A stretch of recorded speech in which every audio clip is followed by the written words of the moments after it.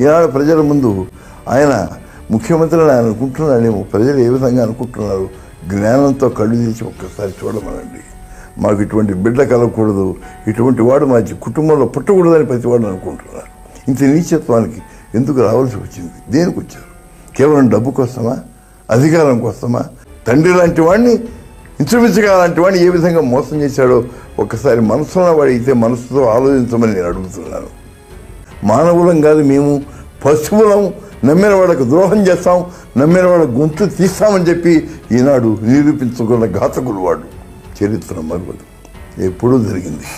ఒకప్పుడు మరి మొఘల్ సామ్రాజ్యం టైంలో ఆ రోజున తండ్రిని జైల్లో పెట్టి అన్నాన్ని చంపించాడు ఔరంగజీబ్ అన్నారు.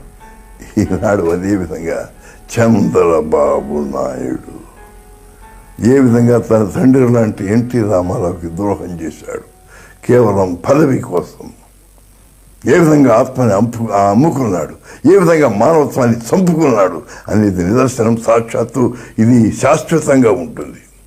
మనిషి పోతాడేమో కానీ ప్రజల మనస్సు పోదు, ఆలోచన పోదు, రికార్డు పోదు. అది శాశ్వతం.